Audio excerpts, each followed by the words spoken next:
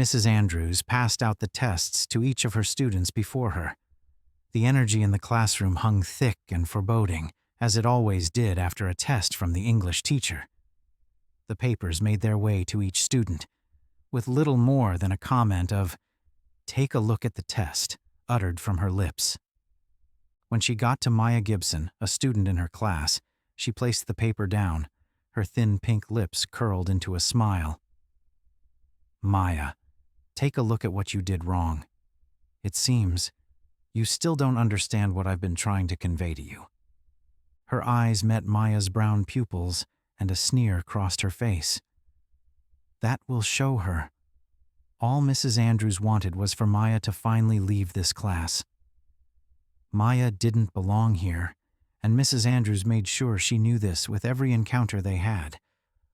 "All right, Mrs. Anderson," Maya said, her voice barely above a whimper. She checked the test, but as she looked at each of the questions, her eyes widened. She failed, but all of the answers were correct. She even double-checked the workbook the questions were based on. All of her answers followed the protocol listed on those pages. It wasn't fair, and this was not the first time. "Wait a second, Mrs. Anderson. Now that those are passed out, let's go over what you need to turn in by Friday, all right? Take a look at page 205 of your textbook." Mrs. Andrews ignored her and started with the rest of the lesson. She tried to raise her hand again, but Mrs. Andrews conveniently turned, so she ignored her. The teacher did it on purpose because she acted like Maya and didn't mean a thing. Flustered, Maya sat back. Mrs. Anderson had given her a failing grade, but she knew the answers were all correct. Biting her lip, she wrote notes citing each of the pages that the answers came from and how her answers fit the description for her to bring up after class. As she did so, she sighed, her wandering mind wondering the outcome. This wasn't the first time Maya dealt with Mrs. Andrews and her harassment, ever since she walked in. Mrs. Andrews had her cold, beady brown eyes on her. She was always in her sights, whether she liked it or not. Unease filled Maya's mind whenever it was time for her AP English class. While she was supposed to feel excited about being at the top of the class and given these opportunities, instead, she felt squeezed, ostracized, and kicked away, like she wasn't supposed to be there. Maya knew why she did it. It was because of the way she looked. From the moment she walked in, Mrs. Andrews made her feel unwelcome due to her race. On the first day she stepped inside, she glared at her, constantly staring at her as she made her way to the desk like she didn't belong. She was treated as a sideshow. The other students did not act the same way but became complacent as Maya approached the center of the room. "Excuse me," the teacher stated. Maya looked up and flashed an innocent smile to her new English teacher. "Yes?" Mrs. Andrews frowned. She'd been teaching for over 20 years, and her disdain for others of a different race still sat strongly. Her old views were left unchallenged, and judging from the way this girl looked, this was the wrong classroom for her. "Are you sure you're supposed to be here? This is an AP English class. I don't believe you have the qualifications to be here. Perhaps you should go across the hall to where Mrs. Jordan is." She doubted this new student could handle the coursework.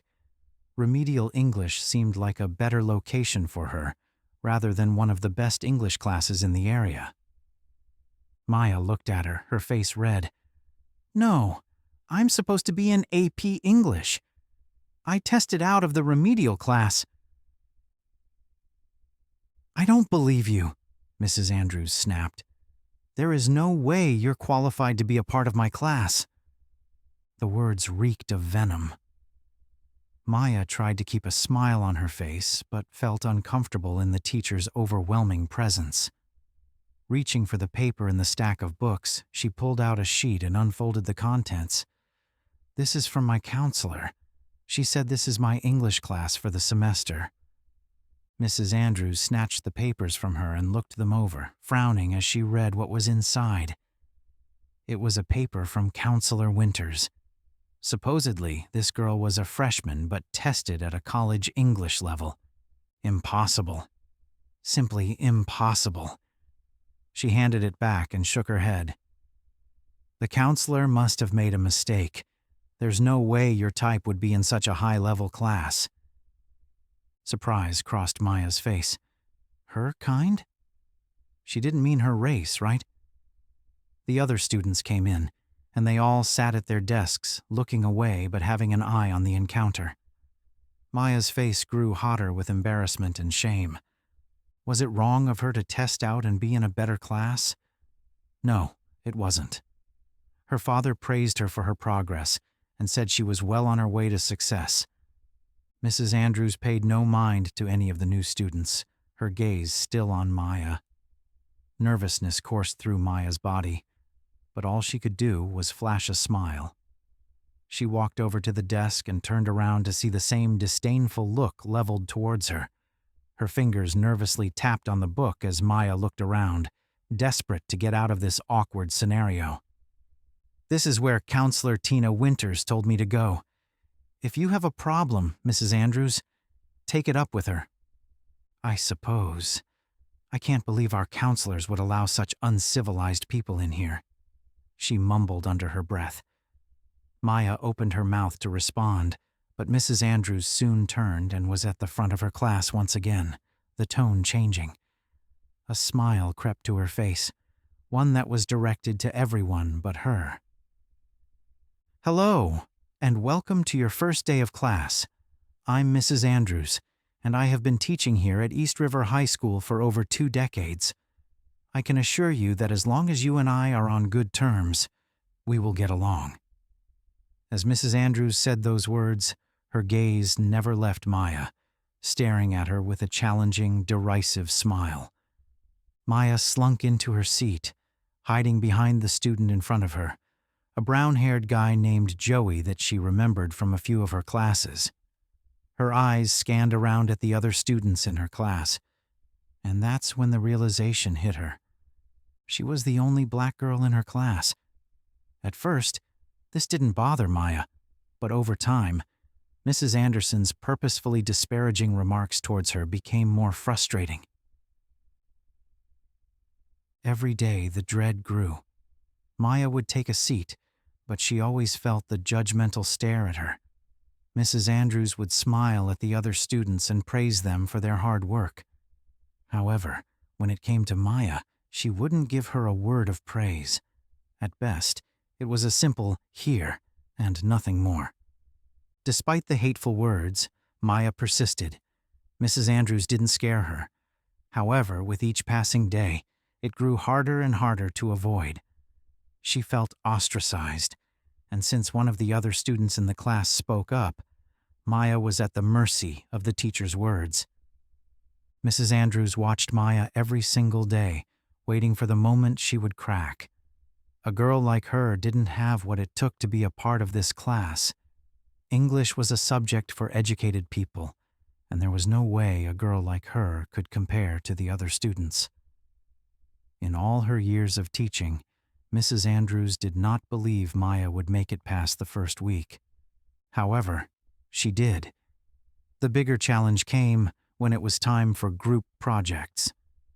Mrs. Andrews smiled as she jotted down notes, her wrinkled prune fingers holding the pen gently as she jotted down some ideas. Their first project was coming up, and she had the perfect plan to scare Maya away. She hoped with this, peace would come to her class and scare away Maya's uncultured soul once and for all. The group project immediately put them at odds. Choose your partner. Once you have someone in mind, you are to interview them for a 3-page piece on their life. Your grade will be determined on presentation, language, and uniqueness. Maya looked over at her best friend, Kayla. The two of them quickly bonded after the first day and became friends, much to Mrs. Andrews' dismay. Why Kayla would befriend Maya was beyond her. When Maya sat next to her, Mrs. Andrews immediately beelined over. She looked at Kayla first, but then immediately glared at Maya, the disdain obvious on her face. "Kayla," she said, looking at her and ignoring Maya. "I think you should choose a different partner." Kayla looked at Mrs. Andrews with confusion. "Maya's my friend and, please, you're better off writing your piece on something a little more civilized. I can assure you that you'll only get uncultured words from Maya." Maya sat there, stunned by Mrs. Andrews's biting words and the racial biases that were leveled towards her. This was the first time she heard Mrs. Andrews address her in such a blatantly hateful way. Kayla's brows furrowed, smiling with apparent discomfort. "I don't know what you're talking about." "Come, let's pair you with someone of similar intelligence," she said, grabbing Kayla's hand and ushering her to Brandon, one of the other students in her class and the son of one of the benefactors. The two of them sat and conversed, while Maya was left to do her paper alone on herself. She wrote it only to get a C in the class because she didn't partner with others. However, Mrs. Andrews didn't give her that chance. When Maya did try to pair with someone, the other students were deemed unfitting for her. This was only the beginning. Every time Maya did something well, Mrs. Andrews would tell her it was wrong. Whenever other students did the same thing, they'd be met with countless praise. The frustration made it harder for Maya to want to go to class. Her drive lessened, and it became a chore just to walk inside. She persisted, for she knew that her father wouldn't like it if she gave up now. Nothing would matter if she allowed her teacher's words to get under her skin. Mrs. Andrews, however, grew increasingly more annoyed. Every time Maya came to class, she stared at her, watching the student as she walked to her desk. One day, right as the bell rang, Maya raced inside. "You're late," she said. Maya looked at her with confusion. "I'm here on time. What are you talking about?" "Students are to be in their seats before the bell. Then again, I'm not surprised you would have trouble comprehending such basic instruction." "This is a warning," she admonished. Mrs. Andrews did not tolerate lateness, especially from Maya of all people. Maya made a note to get to class early, but even when she was early, Mrs. Andrews' leery gaze followed her like a grim reminder, the reminder that she was different. Mrs. Andrews assigned more group projects, which, of course, left Maya on her own. She tried time and time again to work with someone, anyone. She even tried pairing with Joey, who had the repute of being one of the laziest students in class. Each time, Mrs. Andrews would find an excuse and force Maya to work alone. Of course, they continued to reflect on her grades. Tried as she might, she could never get above a C on any of her work, to the point where she wondered if it was worth it at all. The beratement continued, with Mrs. Andrews making snide remarks whenever she could. Mrs. Andrews didn't believe in Maya's capabilities. Her class was one of the hardest to get into, and one that led the students who completed it to better opportunities. It looked good on their college records, which was something Mrs. Andrews doubted Maya would need. It's not like she could afford college. The harassment took a toll on Maya. Every day, she found it harder to continue. Kayla approached her outside of class sometimes to ask if she was all right. Maya never wanted to worry herself or anyone else, so she flashed a fake smile and told them yes. She grew closer to her breaking point, and soon she'd reach it, resulting in consequences both never would have expected. The lesson for the day was on Charles Dickens, whom Mrs. Andrews assigned to the students to read in addition to some of the Gothic poetry in their textbooks. Most of the students read it, but she doubted Maya did. It's not like she could handle something so challenging. Mrs. Andrews had a plan to finally humiliate Maya.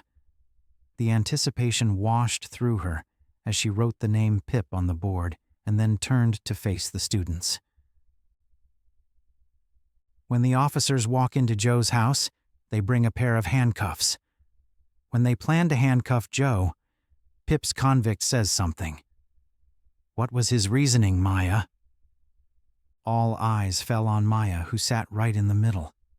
Mrs. Andrews's beady eyes looked at her, awaiting her response.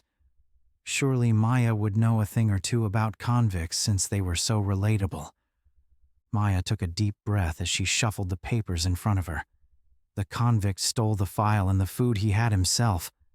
"Wrong," she snapped. "He said the policeman had nothing to do with them."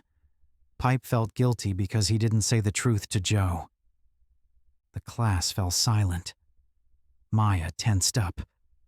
"But I was sure that—" "Well, maybe you should read it again. Then again, I doubt any amount of reading would give you the correct answer. You'd get it wrong every single time," she snapped. Maya moved slightly and hid behind her books. Mrs. Andrews' lips curled into a smile. She loved the power she had over Maya. She vowed to get her out of class and back to the remedial English courses next door, where she belonged, not with the gifted students that were there.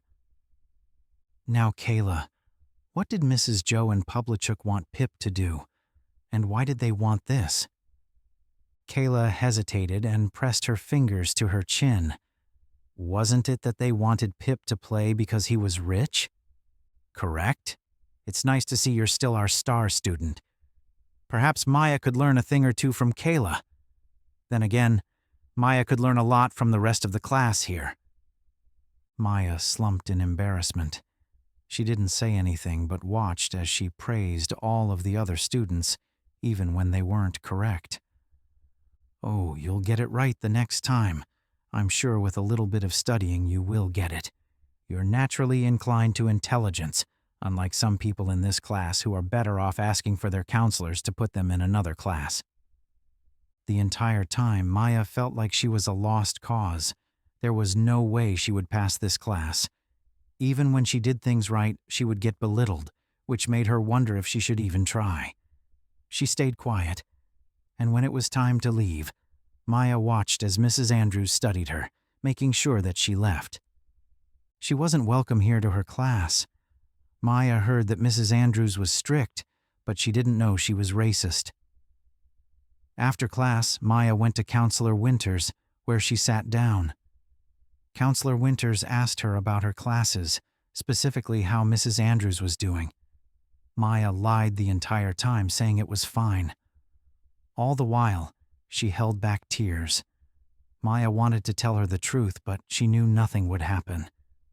Mrs. Winters was a nice lady, but Mrs. Andrews had tenure from her decades of teaching. Even if she could get her fired, there was no way for things to move forward. Maya's grades began to suffer too. Mrs. Winters asked about math and science, two of the other subjects she was good at. However, as of late, she got lower marks. Maya lied, saying that she just had issues with the material. The problem was all she could think about was Mrs. Andrews and her class. The public humiliation became almost unbearable. Her words during the reading of Great Expectations hung over her like a dark cloud. The next day, Maya didn't go to school, let alone leave her room. Mrs. Andrews saw her absence, and a feeling of triumph washed over her. Hopefully, she took the hint that she doesn't belong in my class, and if she shows up, I'll make sure she doesn't feel welcome. Mrs. Andrews continued to teach and worked on the current lesson, unbeknownst to what was really going on behind the scenes. Her power stemmed from her time there. The experience created a wall that was practically insurmountable. She was a symptom of a bigger problem, though. The school was a predominantly white institution despite being a public school. Very few black students attended, most who did end up graduating early or transferring out for one reason or another. Jason Gibson, Maya's father, noticed this early on. When Maya told him that she had been accepted into Mrs. Andrews' class, he feigned excitement. In reality, he saw this as an opening to help him decipher what was really going on, and whether Mrs. Andrews was just a symptom of a bigger problem involving racism at school. Jason was home that day, and he noticed Maya's door was closed. When he got closer, he heard crying, faint tears indicative of something wrong. He knocked at the door, and for a moment, silence followed. "Yes?" Maya squeaked out in between sniffles. "It's me, Maya. Could you let me in?" Jason asked with a sweet voice. A moment later, the door clicked, and Maya opened the door. She looked at her father, whose eyes focused on her, curious and friendly. "Hi, Dad. Do you need something?" "Nothing. I just wanted to talk to you about how things were going at school." "They're fine," she muttered, but Jason saw it on her face. Hurt, betrayal, apathy. They all sat etched on her face, and her eyes looked downwards. "Are you sure? I thought I heard you crying." "It's nothing, Dad. I'll be all right." She closed the door before Jason could say another word. Frustrated, he left Maya to her own devices and got dinner ready. The next day, Maya didn't leave her room again. When Jason got home, he tried to ask again but was met with the same response. "What's going on? This wasn't my daughter." Maya was outgoing and always willing to share what happened each day at school. Jason remembered the stories she told, and his adamant listening to the play-by-play she recounted. Now, there was nothing. An unbridled frustration and anger that only seemed to grow stronger, like a bubbling volcano threatening to explode. It wasn't a matter of if, but when Jason would learn the truth about what was going on. That truth was revealed on the third day. Jason sat in his office and worked on a couple of case files. He was representing an employee who was wrongfully fired by his boss for the color of his skin and age. It was a discrimination case, and the evidence was mounting. As he jotted down the last couple of notes on where he planned to begin with the surmounting evidence, his phone rang. He picked it up, unable to recognize the number. "Hello?" "Hi, is this Jason Gibson?" "Yes, who is this?" The woman on the other line explained she was Counselor Winters, Maya's personal counselor. She talked about how Maya had been absent from class for 3 days and hadn't turned in any assignments. "When we last spoke, she seemed upset. Her grades haven't been as great as they used to be. I tried to ask, but she wouldn't open up to me." "I see," he muttered, the worry growing. "She's been avoiding me as well." "I see. She came to my office after her class with Mrs. Andrews, one of the teachers here at the high school. Do you think you could try talking to her to see what's going on?" "I will do my best. Thank you, Counselor Winters." "Of course. You're welcome." Jason hung up, brows furrowed with worry. Maya wasn't attending school. She stayed home every single day and refused to come out of her room. What the heck was going on? Jason reached for his phone and dialed his secretary, Laura. "I have to cancel all my appointments. I have to attend to a matter for the rest of the day." "All right, Jason. Is the discrimination case ready?" "As ready as it ever will be. The prosecution is going to have one heck of a time trying to fight these allegations," he replied. The allegations were so many and included both video and pictorial footage of the mistreatment of the employee. When it came to protecting his clients and getting justice, Jason stopped at mothering. He drove back to his place and stepped inside, immediately making a beeline for her daughter's room. When he got there, he knocked again. "Maya, it's me. Can we talk?" Silence followed, and Jason's composure waned. Why wasn't Maya saying anything? He took pride in their close relationship. Even after her mom's passing, she told Jason everything that was going on in her life. To see her suddenly distance herself like this bothered him. Jason raised his hand, ready to knock again, when the lock clicked and the door opened. There stood Maya, eyes puffy, tears drying down her cheeks. She looked like a mess. She still had on her clothes from days ago, and her hair sat unkempt in the braids she always had them in. Jason's heart clenched as he saw his daughter fighting whatever silent battle was going on, refusing to offer help. "Dad, what are you doing here? Don't you have work?" she asked, sniffling after she got the words out. I do, sweetie, but I wanted to check on you. Aren't you supposed to be at school? I wasn't feeling good. I'm sick. Maya clutched her stomach, but Jason didn't buy it. Come now, let's talk. I have nothing to say, Dad, and… Maya, he admonished, feeling the growing frustration course through her body. Please, I want to talk to you. It's fine. I'll deal with it myself. Jason shook his head and folded his arms across his chest. He wasn't going to let his daughter continue to suffer and fight the battle she did all alone. No, we're going to talk, or else you're grounded, and we won't go on that trip to the amusement park at the end of the semester like I promised. Fear flashed through Maya's eyes, and Jason felt a pang of regret. His stomach churned every time he had to use discipline with Maya. It was so rare that it felt foreign to him. But if this was what would get her to talk, then so be it. With a resigned sigh, she nodded. All right, fine. If you're going to continue to bother me, I suppose I'll talk. I'm not trying to be a bother, dear, he reassured. I care. Glad someone does. Not like any of this matters, she said. Jason cocked his head with confusion. Maya always applied herself and was praised by teachers and faculty alike for her constant dedication to her academics. The girl before him was not the same one with accolades that decorated the wall who would win pizza parties for her boundless dedication to accelerated reading. They stepped into Maya's room, which contained certificates and trophies that highlighted her studies.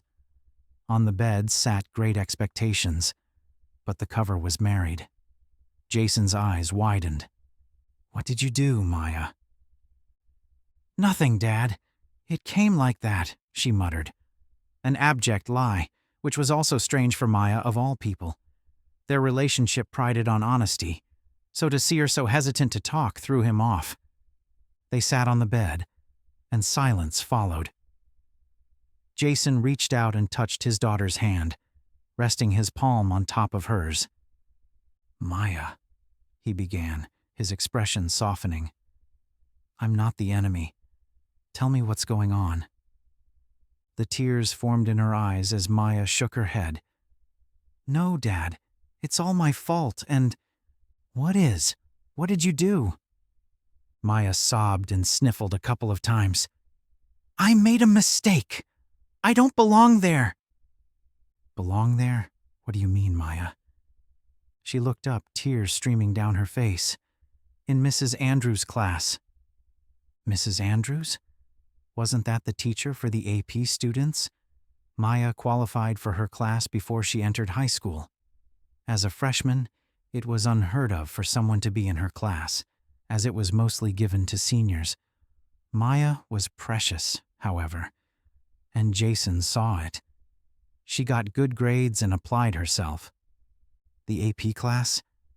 She nodded. Yes, but she doesn't want me there? Jason looked at her with confusion. Why not? You're incredibly intelligent, sweetie. Even the counselor was… She belittled me, Dad. Called me names. Names? Jason's right hand tensed, the one on the bed. Now, why would she call you names?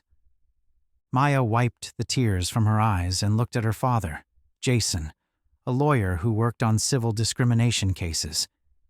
She trusted her dad but was scared to tell the truth because she feared the consequences.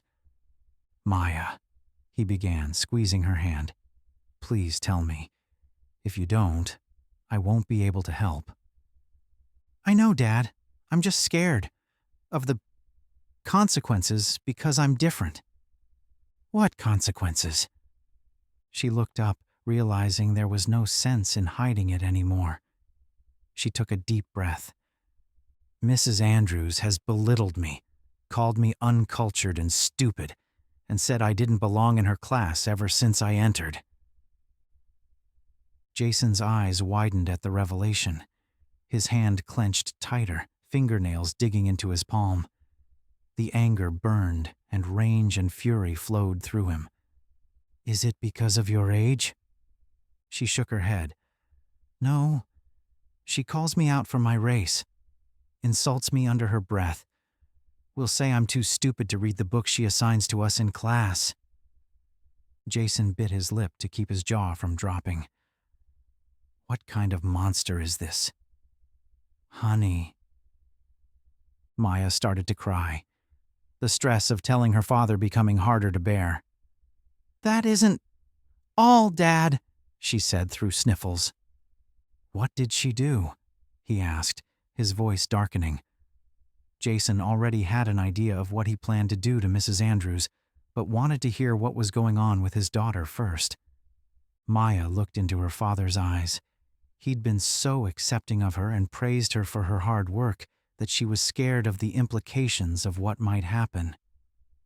Maya, I know this is scary, but if you tell me everything, I promise that I'll make sure you get justice for what's been going on. Maya's lip trembled as she looked at her father, a paragon of justice and fairness she looked up to. Maya wanted to be just like him and even planned to go to law school so she could be like him. Taking a deep breath, she closed her eyes as she recounted the terrible day. She went into detail on how they read Great Expectations and how she asked Maya a question she knew. Maya loved the book, so she recounted it with ease, but then Mrs. Andrews said she was wrong.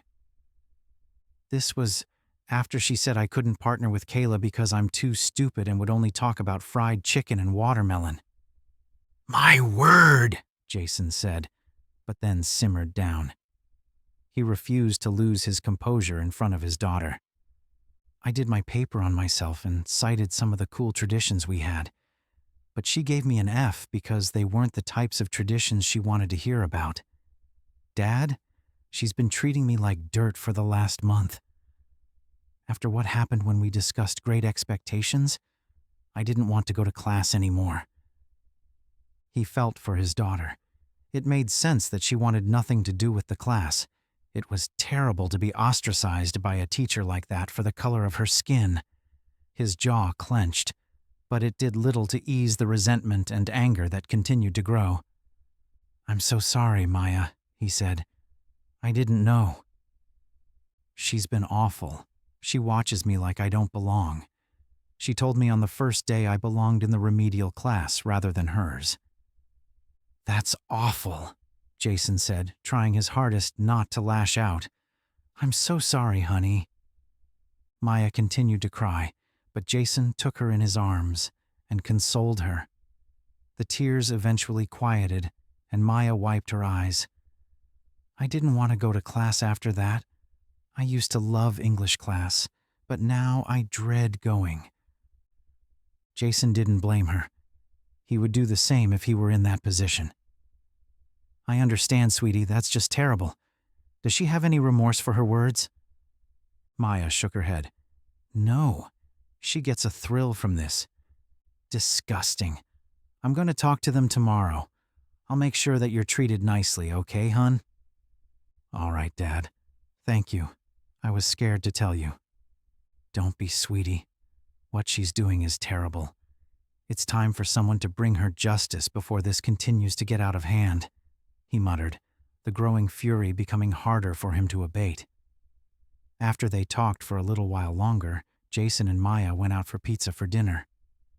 Maya's spirit improved as she got out of the house, but the growing anger toward Mrs. Andrews and the school became ever more apparent. He planned to do something about this. He refused to let his daughter go to an institution where she would be treated like dirt. Jason was a member of the school board and attended the meetings every month. Jason fought for equal rights for everyone, including his daughter. In a situation like this, however, Jason had to take action that allowed him to topple the system. Teachers with tenure were in that position until they retired. It was hard to bring enough evidence to the table that would change the course. Jason, however, wasn't just any person, and he wouldn't bring any old evidence. His desire to get the truth and to bring justice triumphed over all else.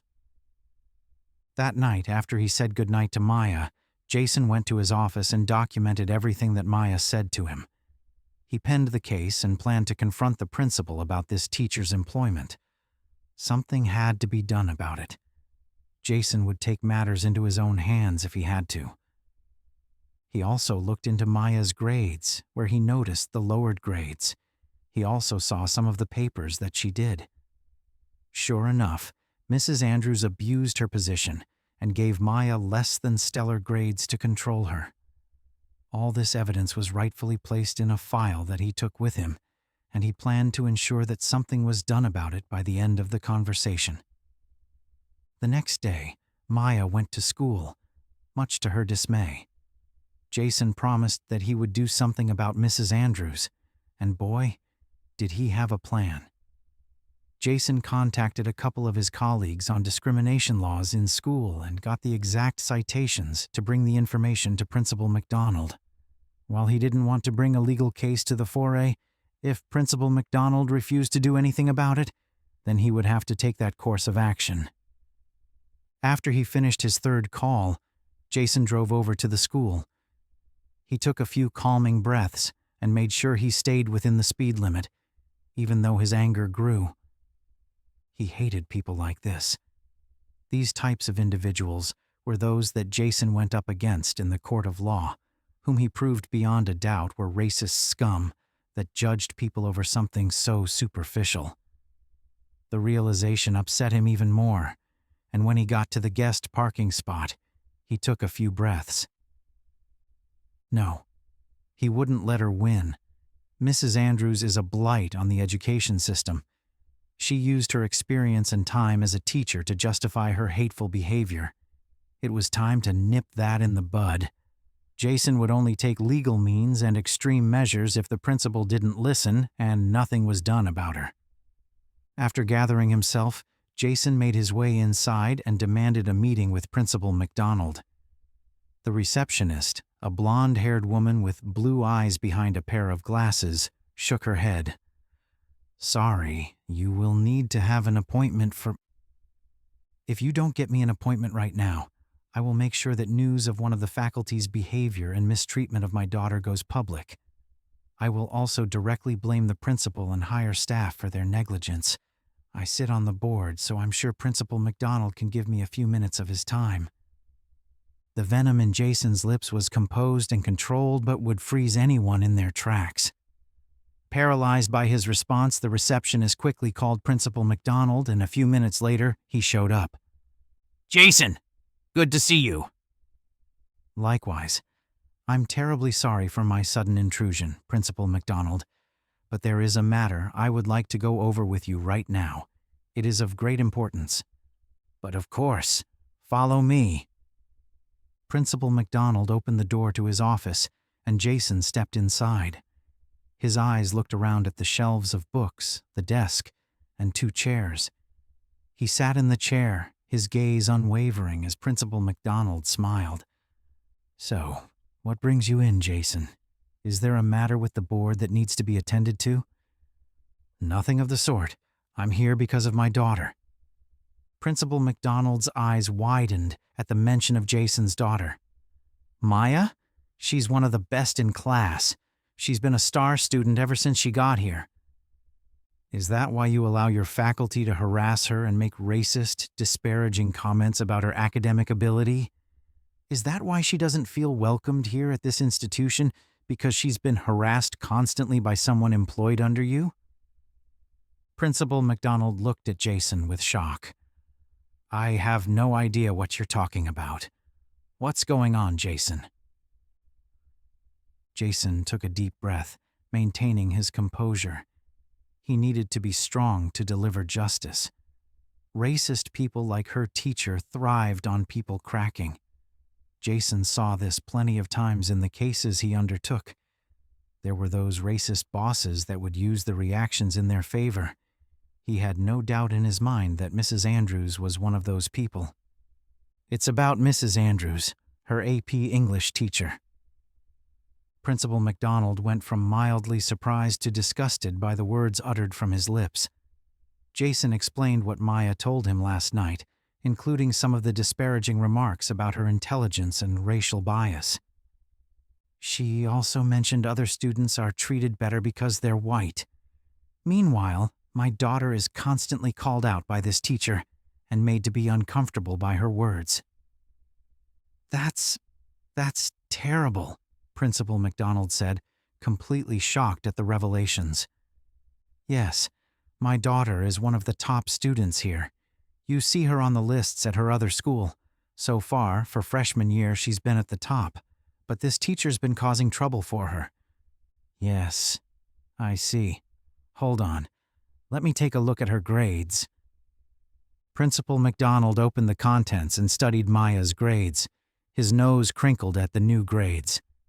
It seems she's been struggling this past semester. Yes, because of how Mrs. Anderson treats her. She told me she doesn't feel comfortable coming to school most of the time, he replied solemnly. I see. This is a big problem. It sure is. We'll have an even bigger problem if we don't do something about this. Principal McDonald turned off the computer and nodded, but his mouth maintained a firm line. I want to do something about this, but she's under tenure. She's been here for over a decade. I don't know if I can fire her. I am one of the district's top attorneys and sit on the board. If no action is undertaken, I will make sure that I do this myself. Jason had the resources to take her to court if she tried him. He knew these types. They would stop at nothing to have a crumb of power, but if you fought back, they would crumble. Principal McDonald nodded and adjusted his glasses. Yes, and you are also a top benefactor of our school. You've provided grants at charity fundraisers in the past. I sure did. I know Mrs. Andrews. She's been protected far too long by your school, hasn't she? Principal McDonald's emotions slipped through. Yes, they have. The other teachers have covered for her, and so have some of the other members of the upper faculty. Yes, if I choose to take legal action against her, it will not only reveal her crimes, but also those you have so desperately tried to cover up. You're right. Jason leaned forward, frowning. I know the institution's fraught with corruption. There's a reason why my daughter is on scholarship here. She earned them, but very few who attend this high school are non-white.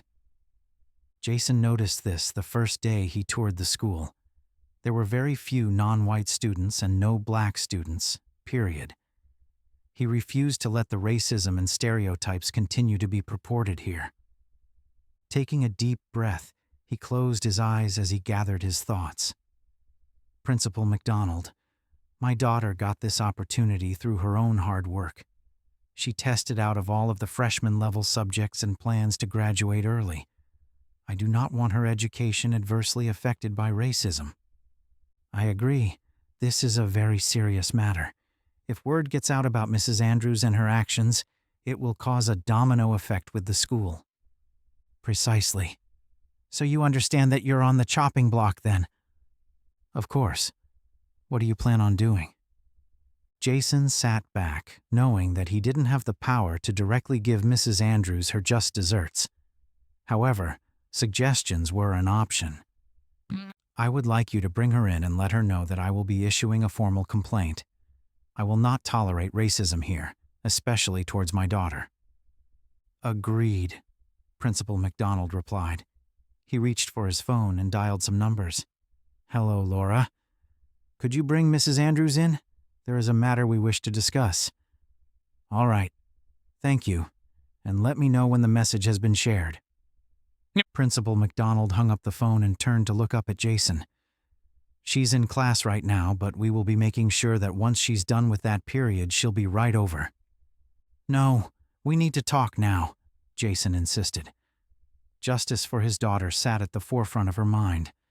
Principal McDonald nodded as he realized something had to be done about the situation, and soon. All right, let me have Laura get her. He walked out, and Jason watched as they spoke amongst each other.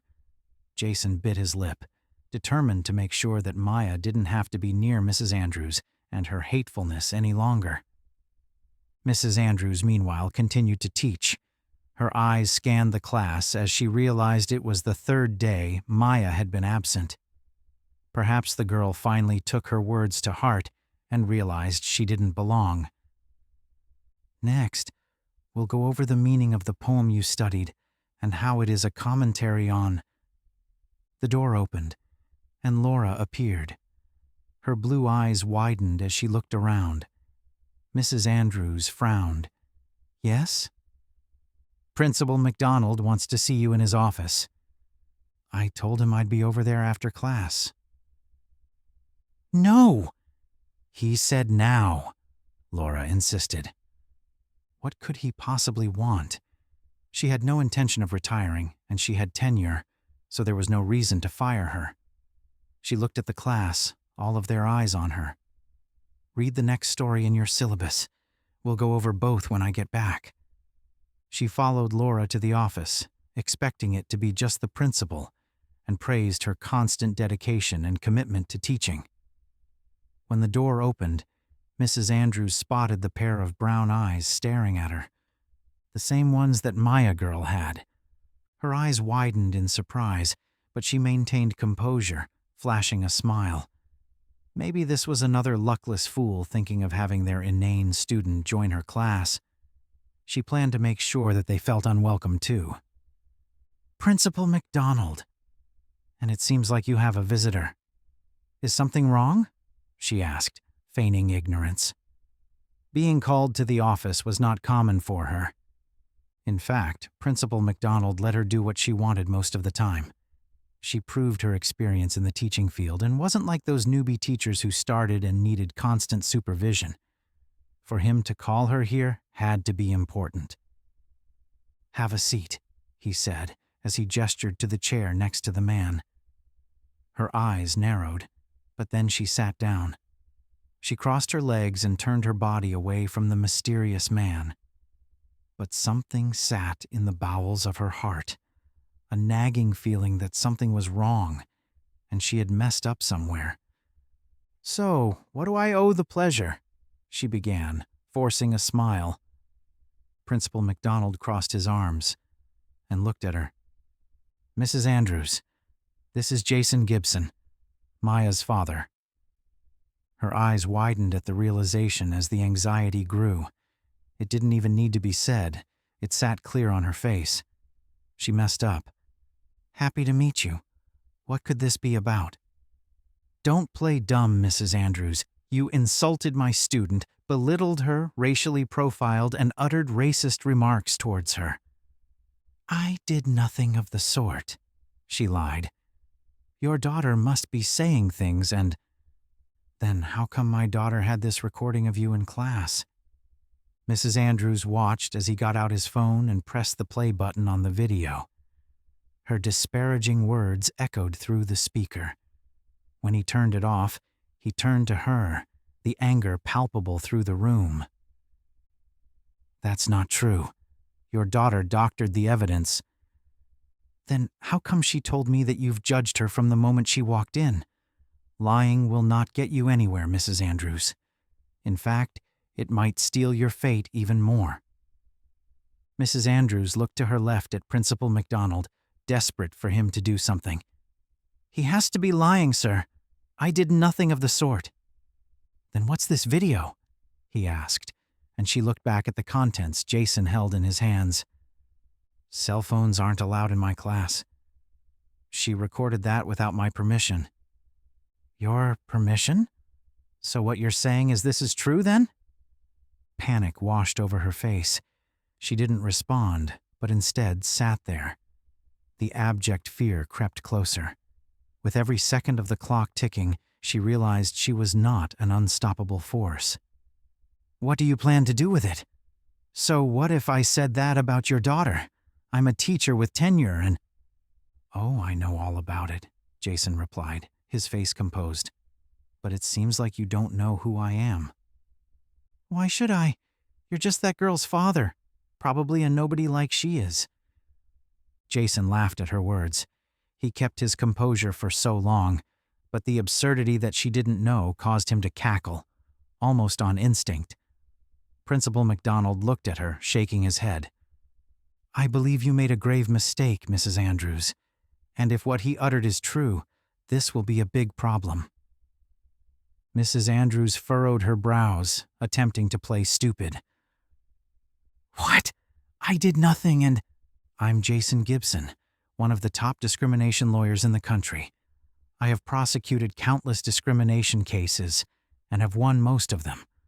I also sit on the school board and have helped with cases involving faculty abuse before. No, Mrs. Andrews messed up. Regret flashed across her face as she sat there, mouth agape at Jason's words. I didn't… I'm sure you're shocked that you didn't know, but that does not absolve you of your crimes. The information is all right there, and I will be launching a formal investigation. I have spoken with Principal McDonald, and he plans to issue a formal complaint. From there, it is up to the school board on what they plan to do with you. Panic crossed Mrs. Andrews's face. She had heard stories of the school board and the actions they took against teachers. If the investigation revealed the truth, she could lose her job. She was only a few years from retirement. All of that was about to disappear in a flash because of this man. Please, no. Too late. Maya is my pride and joy. I have decades of legal experience under my belt. If you weren't so embedded in your old, shameless ways, we wouldn't be having this conversation. Mrs. Andrews had nothing to say. She'd been found out. Her old ways of thinking caught up to her, and the history of racism that she so desperately wore with pride now sat there as a distinct reminder of the changing culture and how the humiliation only backfired on her. You have nothing to say. I will be working together with Principal McDonald in putting together a formal complaint. From there, he will take over the investigation and bring it to the school board. Principal McDonald, you have to do something? She replied. Isn't there a shortage of teachers? If you lose me, that's another hole in the faculty. Principal McDonald shook his head and adjusted his glasses, unfazed by her outburst. I'm sorry, Mrs. Andrews, but I saw the evidence. This is a problem. Jason glared at Mrs. Andrews, who looked at him like a deer in headlights. Maya will get justice for your actions, Mrs. Andrews, and you will regret everything you've done. Silence filled the room. Mrs. Andrews looked around, hoping that Principal McDonald might say something. Do you believe this will work, Jason? Principal McDonald asked. I saw the evidence, and there is a lot. However, these complaints are hard to prove. Ironic you'd do it, Jason, Mrs. Andrews spat. I don't think you'll be able to do anything. You say this, but I will be working on this. I have decades of experience with discrimination law. While I cannot launch the investigation, if there are legal matters, I will take them into account. You've made a terrible mistake, Mrs. Andrews. I already spoke with Principal McDonald about your current teaching status. He agreed that for now, you should take a leave of absence. Mrs. Andrews couldn't believe this. She had so much experience that they'd be foolish to even listen to a man like this. But behind her disbelief sat fear. Fear of the truth. Fear that she would be found out, and the truth of her racism would come to light. If it did, then she could say goodbye to teaching. Why? I did nothing, she cried out. There was no way this man would ever prove her actions. What could he do? Follow her around and see her reactions. Hold on. Maybe we should let Mrs. Andrews continue to teach, Principal McDonald suggested. Then we can catch her directly in the act. Jason shook his head. Not needed. We have interviews. The grades as well are damning enough evidence. Mrs. Andrews was backed into the corner. Realizing her defeat, she sighed. I'll take the leave of absence, she muttered. It proceeded in that moment she had something to do with it. Jason kept calm, but inside he was fuming. He would stop at nothing to get this woman to apologize and take Mrs. Andrews off his high horse. She was exactly the type of teacher he expected. She did no wrong, was old, and thought she could get away with what she was doing.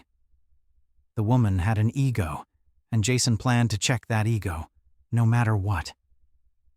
Principal McDonald turned to Mrs. Andrews, who nodded. "Very well. Do your worst. I bet you won't get anywhere with it." "You say this, but you don't know who I am. And right now, you're in big trouble." Mrs. Andrews huffed, but she played the brave face. In truth, she was worried. She was about to lose everything: her job, her pay, even her retirement because of this man. There was no way to stop it either. Mrs. Andrews left the office and slammed the door. Jason rose and extended his hand. "Thank you for your cooperation. I will begin my complaint as soon as I'm back at my office." "Very well, Jason." Principal McDonald learned so that only Jason could hear his next few words. What was uttered shook him to the core. I'd been wanting to fire her for a long time. Something seemed off, but because of her experience, she was practically untouchable. Now, however, it feels like the game's changed. Jason nodded. The game has changed. Jason wouldn't allow this injustice to go unsaid. When he was done, she'd regret everything. As soon as Jason left, he went to his office and began a formal complaint against Mrs. Andrews. The video Maya gave to Jason was only the start. Jason and Principal McDonald started to dig into the school's records to find all evidence of the institution's charged racial history. What he discovered was a whole rabbit hole of problems. Mrs. Andrews had a history of racism towards students, and he found direct citations from some of the information online. As a lawyer, he also found other legal records, suits that were started by families of discriminated students. The cases were eventually thrown out because of the school's prestige by the previous principal, a racist man who recently retired for personal reasons. It was a symptom of a major problem. While Jason made note, he wanted all of the evidence against Mrs. Andrews. Beginning there would give them ammo for what to do next and their next course of action. Then came putting together the case. Jason worked around the clock with some of the other legal secretaries in order to draft the formal complaint. All the while, he thought about the justice he planned to deliver to Mrs. Andrews. Children were the future. His daughter was destined to do great things. She even uttered, wanting to follow in her father's footsteps. Racism had no part in a student's academic excellence, and something had to change. Break time. Meanwhile, Maya went back to class. The substitute teacher took over Mrs. Andrews' lesson plans, and Maya liked her. Her name was Ms. Smith, a younger teacher who was more accepting of others. She didn't judge people based on the color of their skin or differences, but saw each student as one capable of great things. It improved Maya's academics. She started to get good grades again. Gone was the Maya from before, who cowered in her seat and dreaded going to AP English. Instead, she walked in, flashed a smile, and sat at her desk. The other students noticed it too. Mrs. Andrews' racism caused a cloud to loom over the other students. Now that it was gone and Ms. Smith cultivated a place of acceptance and understanding, it reflected on the students too. Brandon worked with Maya on projects. They reviewed different pieces of literature together. When Brandon had a question, Maya answered it. He respected her and appreciated that they could get closer. Mrs. Andrews' racism kept them apart. Now that it was gone, they discovered new friendships. Kayla and Maya also grew close. The two worked on group projects together. Kayla and Maya were a duo of intelligence, and even Ms. Smith loved their energy. "You two are great. I'm so glad that you can succeed and thrive here." The words meant a lot to Maya. While justice for Mrs. Andrews still needed to be served, she discovered there was love for her there. It was just hidden away. She succeeded, and the other students and teacher gave her opportunities to come out of her shell. The meek and shy Maya that used to be there was gone, and now she was bolder and stood up for herself. Mrs. Andrews was suspended until the investigation was underway.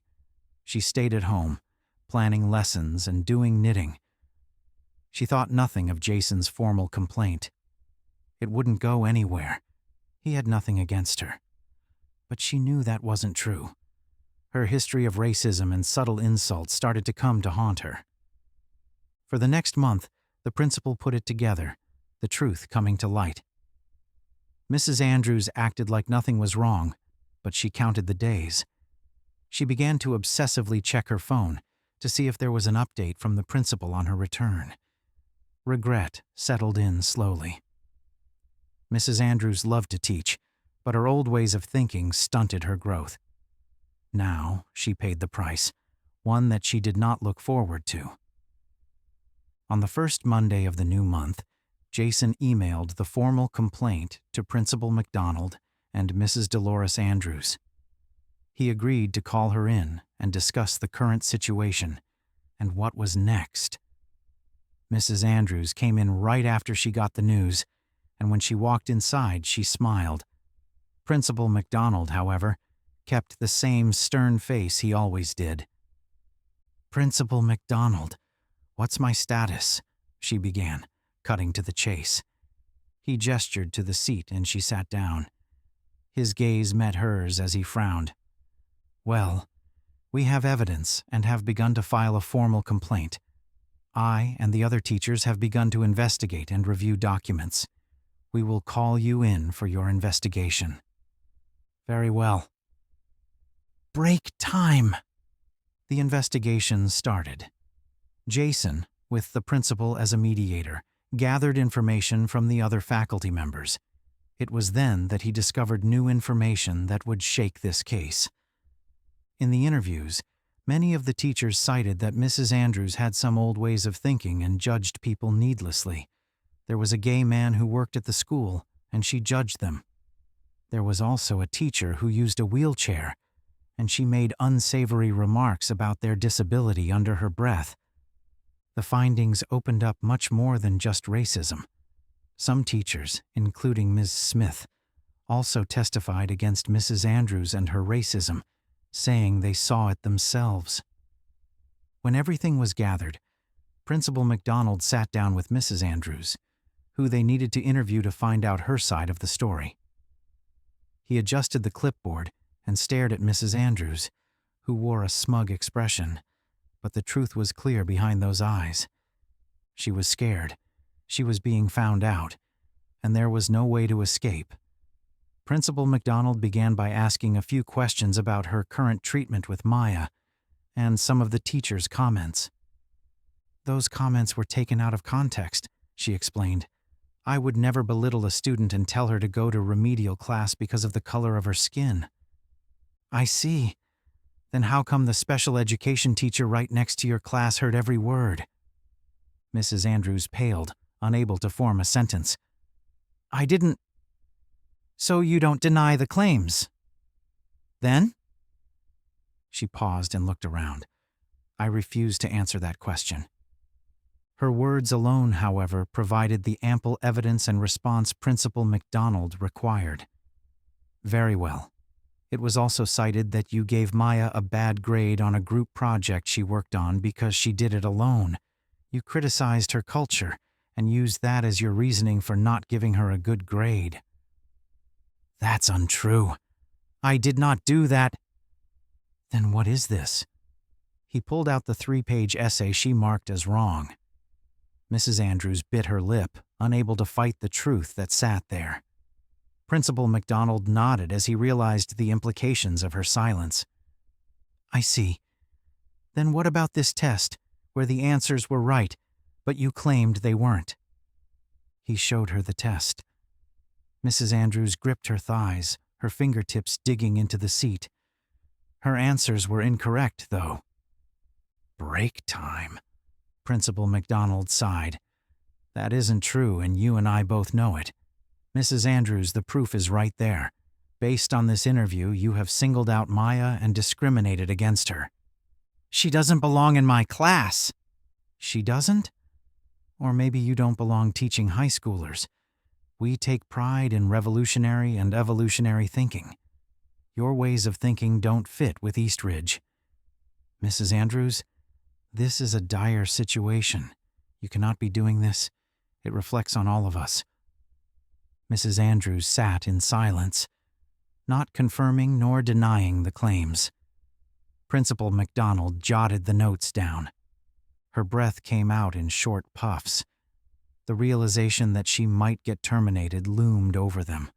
She leaned forward, the anticipation clear on her face. Principal? Will I get fired? He didn't respond, but instead continued to write notes. Sighing, she looked down. I know I messed up, but I am not the final judge of that. Jason's on the board. He, among others, will determine what happens. Without another word, he finished the notes and placed the clipboard on the desk. He gestured to the door, and Mrs. Andrews left, avoiding his gaze. When she closed the door, her shoulders slumped. All of her regrets and actions came crashing down. Her future was now in the fate of what the board would decide. Principal McDonald got the notes to Jason and the rest of the board. They combed over the notes, with Jason's eyes widening at each of the revelations. All of Mrs. Andrews's harmful actions were proven true. The interviews with other teachers told of her behavior. They discussed it with each other. After they finished the discussion, Jason left. While he did serve on the school board, he wasn't allowed to be a part of the final decisions. As the board culled over the decision, however, it became more apparent over time. Mrs. Andrews abused her power. One of the board members, as he went over the information, discovered something else. 10 years ago, right as Mrs. Andrews was about to get tenure, she also harassed another student, berating them for their choices and judging them based on the color of their skin. The truth came to light, and as the board members talked amongst themselves, the verdict became more apparent. Outside, word of Mrs. Andrews's actions spread like wildfire. Maya never posted the video of what transpired in the classroom, but people began looking into Mrs. Andrews and her behavior. They protested outside of the school, demanding justice for Maya and an end to the power dynamics teachers thought they had. Break time. News crews came to the school every day to interview the protesters and to as well highlight the unethical activities that happened here. When it was found the school was protecting her, people started to create more chaos, and an uproar transpired. The day of judgment began to slowly fall over the horizon as the people clamored for justice for Maya. Some of the other students noticed the change as well. Brandon, of all people, was the first to talk to Maya about what happened. Maya didn't say anything to the students. Her story would be shared at the appropriate time. For now, she needed to keep positive and wait for the verdict. Her father told her that it was all in the school board's hands now. If I could, I would have her terminated and take away her severance pay, but that's not my call. We just have to wait to see what the board says and what they plan to do about this. Maya nodded. Do you think things will change? Jason pursed his lips. He was a lawyer who fought for change. If the board swept Mrs. Andrews' actions under the rug, he planned to file a formal complaint himself. It would be in private, however, so he didn't want to get Maya involved. Yes, sweetie. I do believe things will change. I believe the hammer of justice will crash down, and she will get what she deserves. The next day was the meeting to determine what the school planned to do with Mrs. Andrews. News crews were already on the scene, standing right outside. People protested, demanding justice for Maya, and also for Mrs. Andrews to pay. We won't let her go. No justice, no peace. Children are the future. The beliefs of the past are not. Other words of protest filled the air as Mrs. Andrews came out. Derisive boos and comments filled the air. She couldn't make them out just because of how loud everyone was being. Savages. The lot of them. Even as Mrs. Andrews went through this, the pangs of regret began to form. It wasn't just because she could lose her job. The implications of what will happen after the board gives her sentencing crossed her mind. She could lose everything and become penniless on the street. If she walked down the wrong area, those disgruntled with the ruling might come forth. She messed up, and Mrs. Andrews would have to face the facts. The worst part was the pool of regret that filled her stomach at the realization of who Maya really was. When it was found that Maya had stellar grades and was one of the smartest girls in the school, Mrs. Andrews realized she had messed up. She insulted a student based on frivolous lies, but also humiliated the daughter of one of the top lawyers. There was little that could save her now. Mrs. Andrews entered the meeting room where the board sat. Principal MacDonald was at the head of it, but he did not utter a word.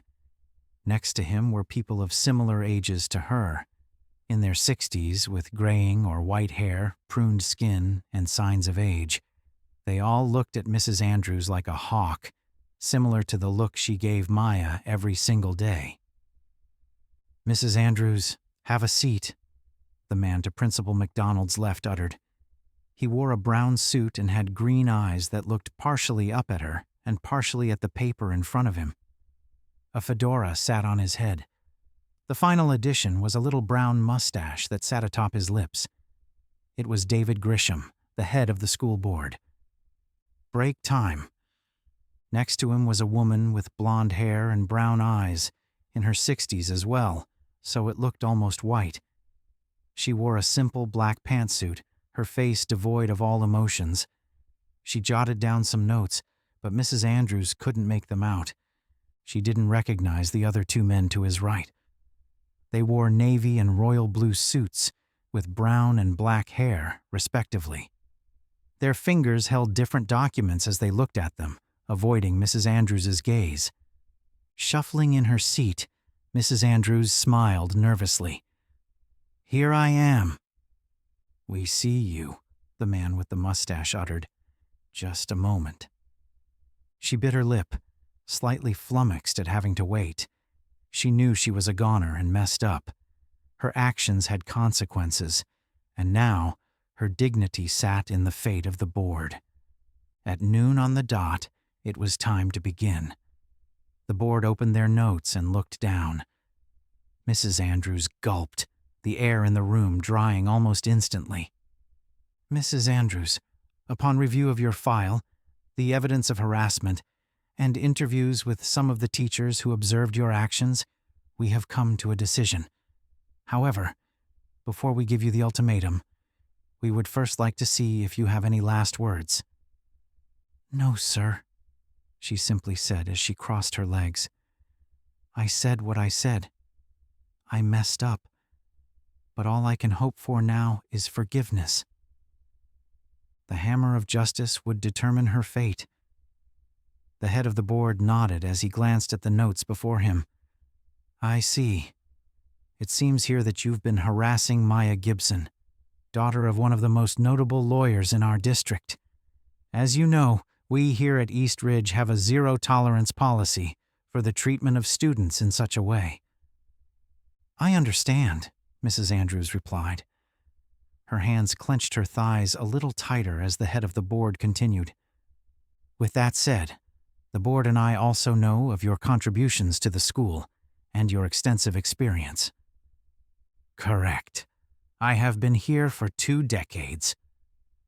Upon inspection, we discovered another gaping hole, it seems.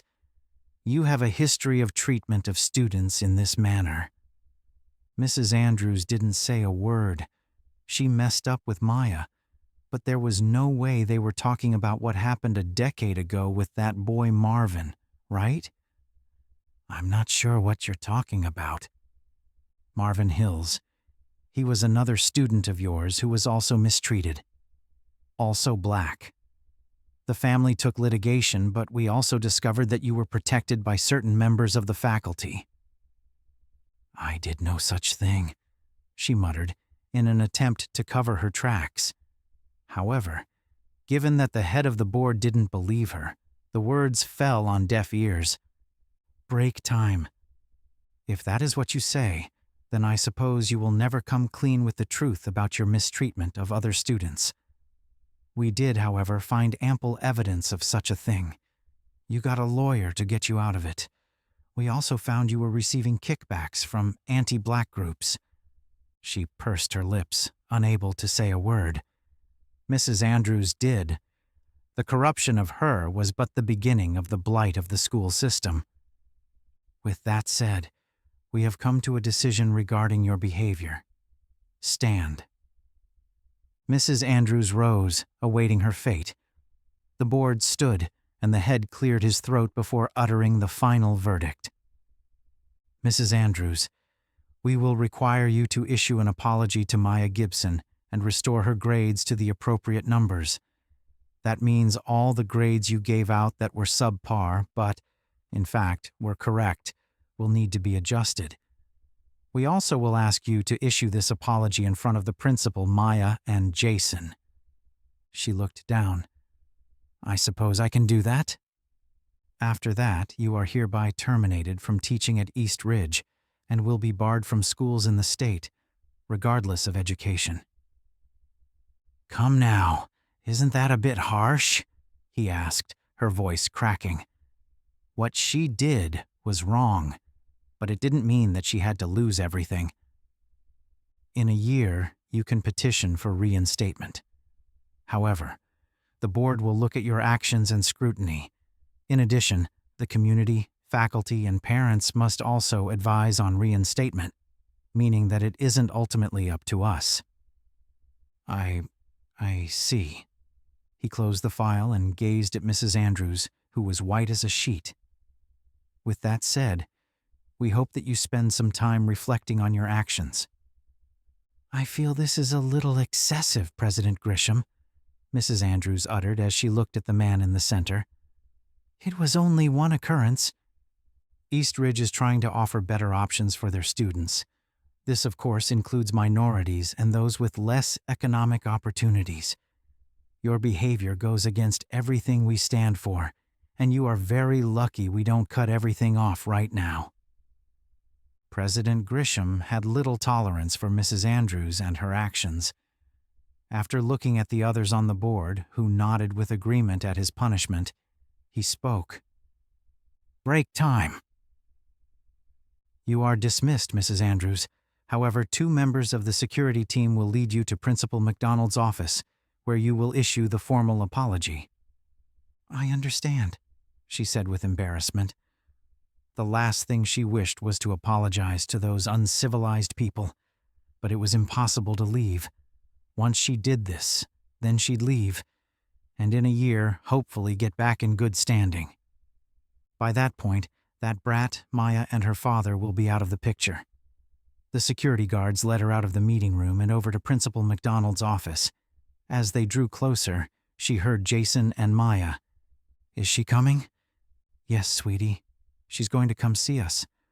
The board discussed what they plan to do with her. I see. Do you think she will apologize? Jason didn't respond. If Mrs. Andrews had her way, she wouldn't. It's not like her presence will change anything. Her old ways couldn't die away forever. When they got to the door, Principal McDonald turned. They're inside. I'll go talk to them. Sure, I just have to apologize, right? He nodded. Yes, but your apology also determines my decision to reinstate. Her eyes widened. Mrs. Andrews thought Principal McDonald was a friend. He let her continue to teach for so long and allowed teachers to have a bit of freedom. What do you mean? He sighed, folding his arms across his chest. What I'm saying is, I'm tired of your behavior as well, Dolores. You've acted this way for too long, and as principal of the school, I am tired of having to cover for you. His face darkened. Mrs. Andrews thought she was safe as long as she got on the McDonald's good side. The crushing reality, however, showcased something much more troublesome. He was another challenge, a hurdle she would need to overcome, one that was practically insurmountable. In a year, when you're up for reinstatement, I will be the final decision. I will choose where I want to put you. If you know what's good for you, and I mean this, you take my words to mind. I've worked hard to undo some of the racism that's been here and how some of the students were treated. The blight of bigotry still lingers, but I hope that with this, I can change the minds of others. Principal MacDonald saw the horrors of the past with his own eyes. The treatment from teachers, the school board's permissiveness. He didn't want that anymore. He wished for East Ridge to be an example, one of good behavior and acceptance, something more schools needed. All right, I'll remember that. It's best if you did. I'm going to decide whether you change or not. Right now, if you asked me today, the answer would be no. Break time. No. Mrs. Andrews couldn't believe it. The safety net she so desperately relied on was gone, leaving her naked and vulnerable to others. To the truth of her old behavior still sat. Principal MacDonald turned and opened the door. He led her inside, and Mrs. Andrews saw not only Maya's eyes on her, but Jason's as well. Maya's offered a look of slight curiosity and worry, but Jason's had anger and resentment clearly etched in them. Hatred for her, just as she had the same hatred for his daughter. Jason, Maya, thank you for coming to meet with me. You know why I'm here. I want to make sure justice is served. Of course. I know it has been hard for you, as it was for us. However, the board has come to a decision. With that as well, we have also gotten the agreement from Mrs. Andrews here to come in and say something. Jason glowered. Part of him didn't want to hear a thing that this racist woman had to say. The hurt she leveled towards his daughter couldn't be undone. Maya tugged at his sleeve, and he looked at her, her eyes wide and pleading. I'll be okay, Dad. Trust me. He nodded. Of course, sweetie. Mrs. Andrews walked inside, her diminutive body feeling even smaller as she saw Jason's eyes on her. The resentment grew so thick in the air that she could practically taste it. It was not like she didn't deserve it. The words she uttered and actions she took caught up to her, and now she needed to pay the price. Mrs. Andrews has listened to the verdict from the school board. You have agreed not to press legal charges, correct? Yes, provided you and others on the board agree to what I want. I got those, Principal MacDonald said. We have already launched an investigation into other teachers who may also be discriminating against students. Good, Jason said. I'm glad you took my words to heart. I am a prominent lawyer. Discrimination cases are a pain to work on, and I'm sure the school and district would not be one of those. That is true, which is why we are putting together those courses you mentioned, to create a safe space for the kids. Courses? What could he be referring to? Mrs. Andrews shifted, feeling the discomfort on all fronts. Her regrets formed as the realization that Jason didn't see her as a person, but rather as a racist person who thought they could get away with it. Thank you. I'm glad you took my words to heart. Indeed. So, Mrs. Andrews, are you ready? Yes, Mrs. Andrews said quietly. She took a few steps forward, turning to see Jason and Maya. Their faces housed no expressions, but instead waited for what she said. The fate of her future sat on this meeting. Taking a deep breath, she poised herself, ready to speak. Mr. Gibson, Maya, thank you for coming in. I realized the error of my ways. You did? Break time. She nodded. Yeah, I realized I messed up, allowing my hateful judgment to get in the way. It hurt not only Maya, but you as well. It also hurt the district because my actions were a reflection on them. That's right, Jason said. Which is why I came here to apologize. I want to tell you that I'm sorry for the way I acted. for the hate that I spouted. I did some reflection and realized that I mistreated Maya and assumed the worst of her. He shook his head. No, you treated my daughter as lesser, like she was an animal. It is hard for me to forgive, but I hope that you can understand the error of your ways. I will, Jason. And Maya. Their eyes met. When Mrs. Andrews looked down, she saw not the savage she always assumed was there, but instead the sweet, innocent girl who meant well and only wanted to make her dreams come true. I'm sorry. You made me feel like I didn't belong, Mrs. Andrews. Do you understand why I might hate you? I do, which is why I can't possibly ask for forgiveness. What I can do is just try to be a better person. Maya smiled. Mrs. Andrews was good deep down. She had hopes that one day she could unravel and do away with the hateful behavior. I want you to do better, Mrs. Andrews. She looked at Maya, pleasantly surprised. Better? Why was Maya so quick to assume she would do better? She messed up, and it wasn't like she could make the actions disappear with the snap of her fingers. Yes, Mrs. Andrews, you can do better. Daddy and I may need some time to heal and figure out what to do next. But please, take the words that I said to heart. I forgive you, but I want you to think about your actions. I suppose. Principal McDonald nodded. I'll have the security team escort you off the premises. You are hereby suspended for at least the next year.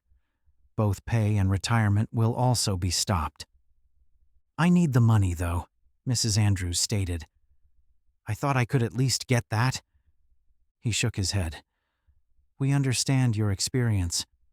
However, the abuse of power you leveled towards Maya here nullifies your current contract. I will have the school board and superintendent contact you. They will be your medium until it is time for petitioning. This isn't fair. Break time. Is it? He asked, cocking a brow. Or is it the consequences of your actions? Mrs. Andrews closed her mouth and Jason nodded. I believe it is the latter, Principal McDonald. Indeed. She will be a good example to others, and how I wish to be the change that I want to be for those here at East Ridge. The security officers took Mrs. Andrews away. As the door closed, Maya sat there, overwhelmed by the last couple of days. Mrs. Andrews was brought to justice. She looked over at Principal McDonald, who smiled. You okay, Maya? I am, thank you. She won't be coming back, right? No. Do you want to stay in AP English? I can adjust your schedule and… Yes, I would like to, she replied with a smile. Jason looked at his daughter, pleasantly surprised by her words. I'll make sure you're treated fairly, sweetie. I'm fine, Dad.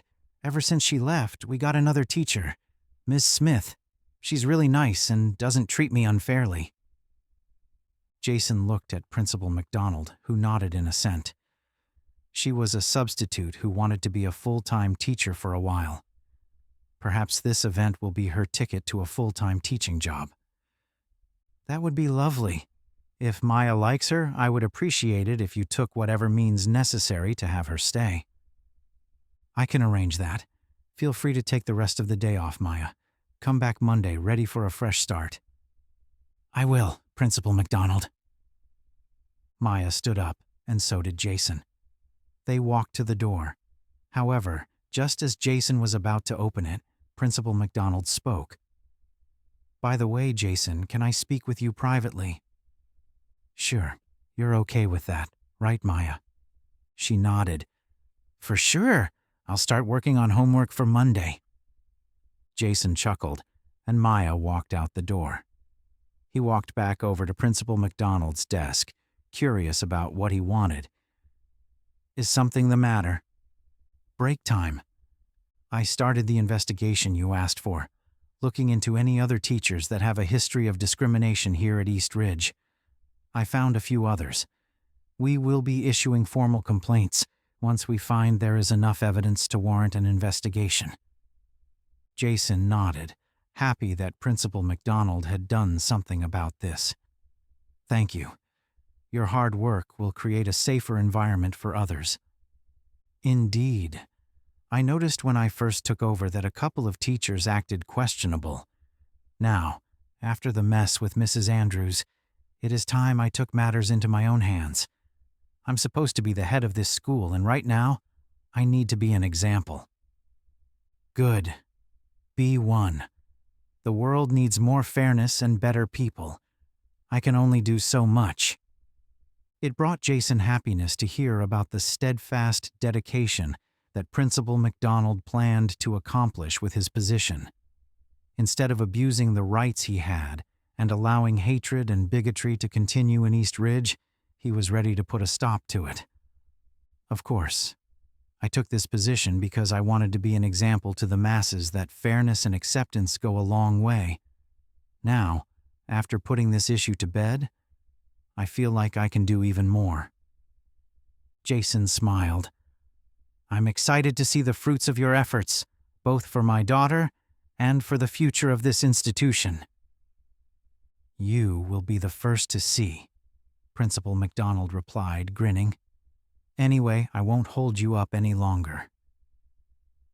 As Jason left, a weight lifted off his chest. Having such a staunch ally ready to put it all on the line for those who went to school here made Jason realize he had made the right decision to send his daughter here. The support will go a long way, especially in eliminating hatred from the world. Sure, it won't happen overnight, but Jason always worked towards a better world, one case and one conversation at a time. He closed the door, and Maya sprang from her seat, eyes wide with curiosity. There you are. What did Principal MacDonald want? Nothing, sweetie. He just wanted to talk to me about a personal matter. You won't have any more trouble here at school anymore. Maya smiled. Thank you, Dad. I'm sorry I didn't tell you sooner. I was embarrassed and didn't know what to do. Jason understood her problem. If he were in her shoes, he'd probably do the same thing. Let's focus on the future, my dear. Less on what we did wrong and more about what we did right. The future's brighter than before, so let's take advantage of it. Maya beamed. Yes. Break time. They walked out of the school. As they approached the exit, Kayla, Maya's friend, walked over to her. Maya, there you are. Oh, Kayla, you're still here? She nodded. I had some extra credit to go over with my math teacher. Did everything go all right with Principal MacDonald? Yeah, she said, nodding. There was just an instance. Mrs. Andrews won't be teaching our class anymore. Relief washed over Kayla, and she sighed. Thank goodness. She was so mean to you that I wanted to say something. I tried to tell her to stop, but it was no use. I'm sorry I didn't stand up for you. It hurt Maya a little bit to have almost no support during that stressful time. But now that things were resolved, holding on to that grudge wouldn't do her any good. It's all right. She was kind of mean. That, and I was scared of failing her class if I said the wrong thing. She was rotten. Used her power as a teacher to make our lives miserable. We don't have to worry about it anymore, Jason reassured. It sounds like that new teacher that's been working with you will be taking over her position. Ms. Smith? Awesome. I really like her. I guess, in a way, I should thank you guys for helping get rid of her. We were just doing what's right. Neither of you need to worry about it anymore. Thank goodness. Kayla glanced at her phone and then put it back in her pocket. I should get going. I wanted to ask you if you'd like to come over next Friday. I'm having a little party and wanted to invite you. You mean it? Of course. We're friends, Maya. Don't forget that. I really like you. The words warmed her heart. I will be there, Kayla. Thanks. Great. I'll see you then. She walked off, her footsteps echoing in the distance. Maya looked at her father, who had a smile on his face. You're not mad about what happened? No, it wasn't her fault. it was because of the environment that Mrs. Andrews created. Since then, she's been supportive. We work together on a lot of our group projects. That's good to hear. Sometimes it's a product of the environment rather than the people itself. Maya understood that. Knowing that she didn't have to go to class on Monday and get yelled at filled her with relief. She could finally stand on her own 2 feet and be the student she wanted to be. Jason grabbed her hand and held it tightly, turning to her. "Ready to go, Maya?" "Break time." She nodded. "Yes, let's go." Jason walked to the doors and opened them. In front were the protesters and security guards, poised to create a path for them. As they left, Jason and Maya heard the cheers. Justice for Maya. Fix the school system. Children deserve an education, no matter what their background came from. The protests grew, and as Maya left, she felt a sense of relief. She made a difference. Even though Maya's situation brought a lot of stress to her, the payoff meant something. When they got to Jason's car, he opened it. They slid in, and he sighed with relief. Thankfully, I didn't hear a single one of them ask for an interview. "Neither did I," Maya replied with a laugh. "Thanks again, Dad." "No problem. I'm so proud of you, Maya. Now we can focus on what matters. The future." Jason and Maya drove out of the parking lot. The protesters were all the way out there, with some of them calling for a full investigation of some of the teachers that were there. Jason knew his work come Monday would double in amount. None of that mattered right now, however. What mattered was that they finally found peace. Justice was served, and Mrs. Andrews did not have the power she so desperately claimed anymore. She was a person who was not absolved of consequences. She realized that reflecting on her mistakes might just bring a better tomorrow. When Monday rolled around, Maya felt a newfound excitement and motivation for her studies. Ms. Smith supported her endeavors and dreams, and listened to Maya as she conveyed them to her and to her friends. Kayla welcomed Maya with open arms, supporting her not just as a friend, but also as a classmate.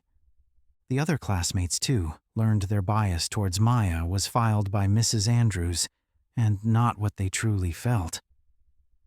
Apologies were exchanged, and Maya forgave her friends. They welcomed her into their groups, and soon Maya felt like a member of the class. As for Jason, he continued to deliver justice and aid those with discrimination cases. Word of what Mrs. Andrews did and the actions the board and principal undertook spread, and it reflected on his caseload. When Jason walked in on Monday, he saw new inquiries demanding representation on different cases.